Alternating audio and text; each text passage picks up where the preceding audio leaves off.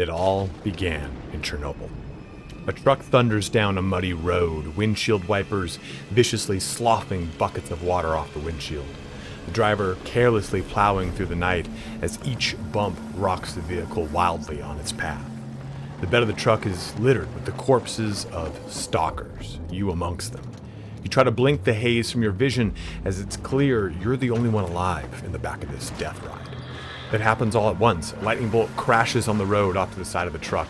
There's an explosion, and the car is sent through the air. A burning husk that barrels edge over edge, landing in a ditch. It would seem impossible to survive, but thank God for plot armor, as this is the opening sequences to Stalker, Shadow of Chernobyl. In this video today, I want to give you a down and dirty breakdown of the entire series as you jump into Stalker 2 this week. You can quickly navigate to any part of this video using the chapters below. Now, I've done my best to condense this into roughly a 10-minute format, so please excuse me if you're a Stalker veteran and I miss any details here and there. Lastly, I'll be streaming Stalker 2 and doing giveaways of the game on the Steam version of the game on my Twitch every day this week. You can find the link to that below. But let's get started on the story so far of Stalker. Before we get into the story, let's answer what a stalker actually is. It's both a title and an acronym. The Ukrainian government gives this title to anyone who resides illegally within the zone. This is the zone of alienation, which is the 60-kilometer wide area of exclusion around the nuclear power plant after the 1986 reactor meltdown. HBO did a Stalker prequel miniseries called Chernobyl. That is absolutely excellent. Okay, well, it's not really a prequel, but it sort of is, and sets up the history if you aren't aware of what went down that day, or in that time. The acronym of Stalker loosely stands for Scavengers, Trespassers, Adventurers, Loners, Killers, Explorers, and Robbers. I said loosely because when you see the word with the periods in between each letter, it's called the mark, which we'll talk about more in a bit. Otherwise, it's just a little title, it's a title applied to people in the zone. A little title sounds demeaning. So while a stalker is anyone illegally within the zone, the title is really for those that range out into the uncharted areas, retrieving artifacts and other phenomenon that have cropped up since 1986. Like Slavic Rangers. They then bring them back to the stalker camps and trade them / sell them as part of contract work. They act independently most of the time, even within one of the many organizations that dot the area of exclusion, and use aliases rather than their real names to prevent any backlash. Now, in the first game, you play a stalker. So there's a lot you have to deal with here, so let's find out a little bit more about it. And we'll start with the first game in the series, Shadow of Chernobyl. After the truck you're on explodes into a fiery ruin, you're discovered by a random stalker passerby. Rummaging through the wreckage, he discovers the strange tattoo on your forearm that reads S.T.A.L.K.E.R. Stalker. Scooping you up, he brings you to Sidorovich, a trader within the cordon, the outermost edge of the zone. And this is where the story really begins for the game. Sidorovich is surprised to find out that you, the main character, is actually alive, and tells you you're the first person to be found alive on one of these death trucks. Despite all of this, your character suffers from amnesia and you can't even remember your own name. Convenient, because that was a kind of a typical trope of this era. But the tattoo that the main character has is called the Mark, and the rest of the game you're referred to as the Marked One. There's also a PDA in their pocket that has one entry that reads, Kill S.T.A.L.K.E.R. Sidorovich sets the player on some generic fetch missions to repay him for the quote-unquote rescue, if you want to call it that. Afterwards, Sidorovich tells you that S.T.A.L.K.E.R. was amongst a group of the first stalkers to reach the Chernobyl nuclear power plant, or the CNPP. The CNPP is located in the center of the zone where the mythical Wish Granter resides as well. As you can imagine, it grants wishes and resides under the melted out shell of the reactor, the elephant's boot for those that know. Sidorovich details that the only way to get there is to the north beyond what is called the Brain Scorcher, a region of the zone that is bombarded by deadly psi waves that cause immediate brain damage. And this is a great time to take a step back from the story and tell you that the game is riddled with these strange gravitational anomalies and a number of other indescribable curiosities throughout the world. There's mutations, strange creatures that can go invisible. Shit is fucked, yo. The game doesn't really bar you from encountering or even blundering into any of this, and initial previews of Stalker 2 confirm that it's the same way. So wandering around in the first seconds of the game, you could just get killed from stepping in the wrong spot. Even the Brain Scorcher will kill you if you go too far north and don't know what you're doing. So navigating the dangers is very much part of the game experience, and discovering those dangers for yourself without the game even telling you about them is again part of that experience. Back on track here, the Marked One heads to the Agroprom Research Institute, and I don't speak Cyrillic, I do not speak Russian, so I'm going to, even though it's a Ukrainian-based game, a lot of the stuff is in Russian, so I'm going to butcher the pronunciations, I apologize. To figure out how to shut off the Brain Scorcher is where we're going to be heading in that institute. So Dorovich also points him in the direction of Fox, another stalker that supposedly knows S.T.A.L.K.E.R. Fox gives you some basic information and points the Marked One to his friend, Mole, another stalker that helps the protagonist get into the Agroprom Institute through an underground entrance. He also tells the Marked One that S.T.A.L.K.E.R had a hideout somewhere underground. Finding the hideout, the Marked One gets a lead on two of S.T.A.L.K.E.'s friends. One of them is unfortunately already dead, and the other one is living. So acquiring the documents on the Brain Scorcher, the Marked One heads to a location called Rostock and gives them to the stalker Barkeep, who points him in the direction of Lab X18. This is also another good time to say that Rostock is held firmly in the hands of the Duty faction. The game has a pretty wide and engaging faction system, allowing you to basically empower an ends that you want for the zone. Duty is a faction that is geared towards controlling and maintaining the zone, while Freedom is another faction that is focused on liberating the zone. There's even more factions like the Ecologists, Monolith, the list goes on.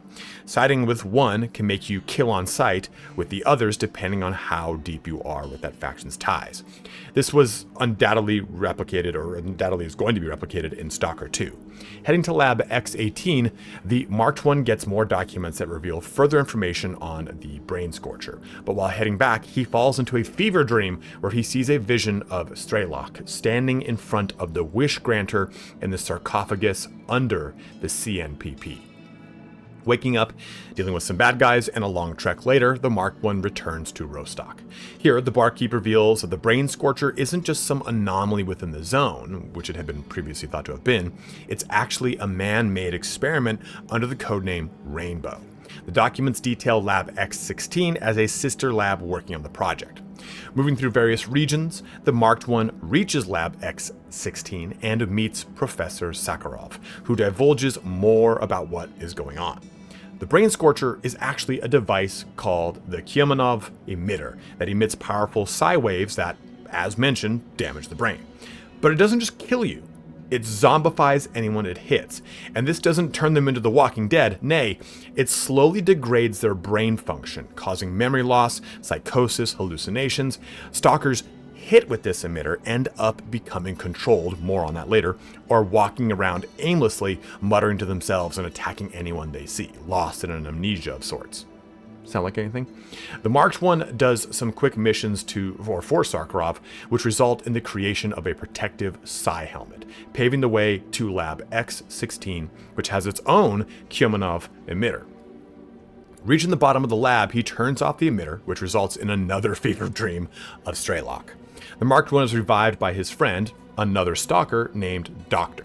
Within the lab, there's also the body of S.T.A.L.K.E.'s friend, Ghost, who has a letter to meet up with another stalker named Guide. I know this is all confusing, but I'm trying to condense this all down so it's easy to take in. We've covered what would have been probably 10 to 15 hours up to this point, assuming you didn't touch any of the open world. It is so easy to go off the beaten path in this game, so this would be easier to digest in actual game format versus delivering random nouns of people every 2 sentences, because like I've said before, the stalkers used aliases. So that's why they're all like Guide, Ghost, Doctor, Barkeep. It's a struggle to take in all like this, but it does make it it's easier to remember when you're playing the game.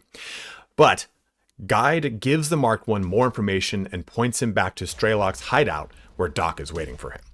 Just so happens there's also a booby trap down there that almost kills the Marked One, but this is where the grand reveal of the game comes in. Doc revives the main character and tells you that you've been S.T.A.L.K.E. this entire time. Doc gives you more information about how the Wish Granter is just a honeypot created to lure people in for some kind of sinister end, which you're tasked with figuring out. Barkeep then takes all of the compiled documentation and S.T.A.L.K.E. heads to dismantle the Brain Scorcher to move further north. From here, the game starts to move a lot faster as it becomes less fetch missions and you're on more of a set trajectory. Everything up to this point is pretty open world, and in the next regions it is as well, but for the most part, you have a pretty linear path. Moving to the Brain Scorcher, you're introduced to Monolith, a group of fanatics that worship the Wish Granter, calling it the Monolith. They also harness some of the zombified stalkers to throw at you. Defeating them, S.T.A.L.K.E.R shuts down the Brain Scorcher, which is positioned over Lab X-19, and heads towards the city of Pripyat. Despite it being deeper within the zone, Pripyat is also an absolute war zone between the major factions of the game. A number of things happen throughout Pripyat, including interactions with each of the factions and decisions by S.T.A.L.K.E.R on who to ally with. But this ultimately leads to Chernobyl, the heart of it all. Navigating a conflict between the heavily fortified Monolith and the assaulting Ukrainian military, S.T.A.L.K.E.R finds himself in the fabled sarcophagus and discovers the Wish Granter artifact. In addition to that, a massive lab sprawls underneath the destroyed reactor, and shit is about to get wild. S.T.A.L.K.E.R finds a large terminal that allows him to communicate with something called the Common Consciousness, or CC. The C consciousness, as it becomes known, tells S.T.A.L.K.E.R the history of what went on. After the collapse of the USSR in 1991, a clandestine organization called The Group continued their experimentations after the Chernobyl incident, unimpeded now by government oversight. During this time, the group discovers an invisible sort of magnetic field that covers the planet and also connects and links all human minds, called the noosphere. With the group's existing focus on enhancing ESP, this breakthrough leads to the creation of the C consciousness, which is the melding of 7 scientists' minds together through a neural link, creating an effective hive mind that is omniscient. The goal was to manipulate the noosphere to remove things such as cruelty, malice, and other negative thoughts from the human psyche. The C consciousness could emit powerful psi shockwaves to try and influence these emotions or manipulate the world within the noosphere as best it could. The intervention, as it was called, the whole experiment. This experiment ended up ultimately failing by creating a rift in the noosphere where it could then affect the biosphere, effectively the same as, a dimensional rift in a lot of other games. This is where we get all those wild gravitational anomalies you discover throughout the game. The large rift was contained within a 60-kilometer radius, which becomes the zone as you know it in the game. The scientists worked to fix this rift as they realized it would spread across the Earth if it was not contained.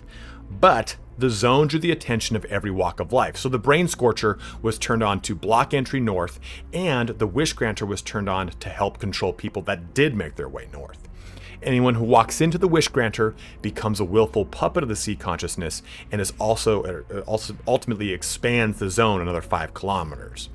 As far as who S.T.A.L.K.E.R is, the consciousness tells a story of how S.T.A.L.K.E.R was among a group of 4 stalkers that made their way for the Wish Granter and were barred by a key code at the entrance of the sarcophagus. Before attempting a second expedition, Fang, one of the stalkers, had been killed. Ghost, also another stalker, died. So, S.T.A.L.K.E.R hoofed it alone. The 4th stalker was Doctor. Basically, as you're discovering their bodies throughout the game, they were already dead before the events of the game even started, because you find out after what I'm about to say. Making his way to the Wish Granter, S.T.A.L.K.E.R was intercepted by a faction called Clear Sky and their ally, a stalker named Scar. During the confrontation, the CC releases one of the largest emissions in zone history to defend itself from the invaders, killing most of Clear Sky. And this is where things get a little weird, if they haven't already gotten a little weird for you.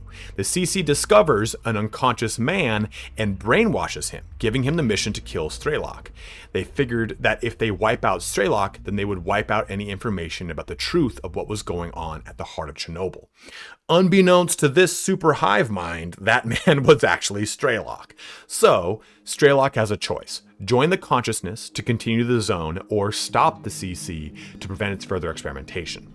The canon ending is that you stop the CC, which results in you being teleporting away and then fighting your way back to the lab.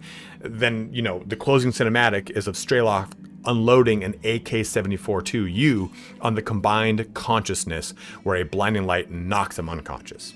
He then wakes up in a beautiful grass field, narrating a question of whether or not he'd made the right choice. There are tons of different endings that are not the true endings, but this is the main one that the game rolls with into the next entry and treats as canon. As far as the third entry goes, it follows Major Alexander Diktarov, a Ukrainian operative sent into the zone in disguise as a stalker to find out what happened to the failed Operation Fairway. The operation was an attempt by the government to find a safe path to the center of the zone. Using helicopters, the government made a multi-pronged attempt using an anomaly map, but all the craft were brought down.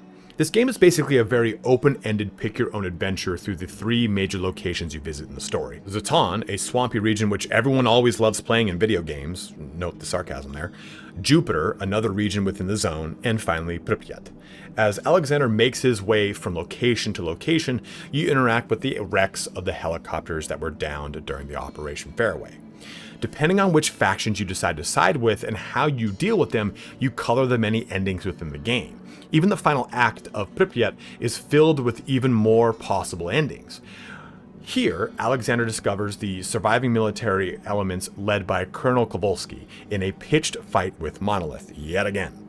As you're fighting your way out of Pripyat, Strelok comes out of nowhere and offers to give answers about everything within the zone. You basically find out that the anomaly map shifts every time there's an emission, so the anomaly map that they used for Operation Fairway was just wrong. The game concludes depending on who survives and who you helped throughout the game. Strelok's survival results in the creation of the Scientific Institute for Research of the Chernobyl Anomalous Area, with him as the chief scientific consultant dedicated to properly researching and cataloging the zone. Colonel Kowalski's survival results in a lengthy military investigation and the ultimate discharge of the colonel for gross negligence. And lastly, Alexander declines the promotion to colonel and becomes the head of the security service in the zone. It's more of a wrapping everything up kind of game that's geared towards providing some closure to the storylines of all the factions, characters, namely Strelok, and all the events of the very first game. But that's the entire gist of the Stalker lore, truncated down as much as I could to help with easy consumption. The game deals heavily with some crazy themes and is loosely based off of the hit Russian sci-fi novel Roadside Picnic, which uses an alien visitation as the source for the creation of the zone, of which there are multiple across the world in that book. The game also borrows heavily from the movie Stalker, whose screenplay was written by the writers of Roadside Picnic. A gentleman named the Stalker leads two people through the zone. The wild thing is that the book came out in 1972 and the movie in 1979. Chernobyl happened in 1986, and the zone in the movie is seen in the backdrop of a power plant with a lot of hints and themes towards the dangers of nuclear radiation. It's the very big theme that those themes are embellished upon even more in the movie The Sacrifice that the same director of Stalker released in 1986. It's just a spooky little set of coincidental facts here, but interestingly enough, the people that were tasked with taking care of the power plant named themselves Stalkers in reference to the movie. Culturally, it's a word in Russia that is given to any kind of guide or Sherpa through otherwise supernatural situations, like a tour guide through a ghostly or haunted location, anything of the sort. And please, if you are Russian or Ukrainian, you want to correct me on that, by all means do so. But hopefully this video gives you a better understanding of the story of Stalker before the second game goes live, and you can jump in running without too much confusion. I know this video is pretty dense, so hopefully it didn't overwhelm you and gave you all the information you needed. As always, thank you so much for watching here today. Don't forget to check me out on Twitch, where I'll be streaming Stalker 2 all week, but have a good one and take care.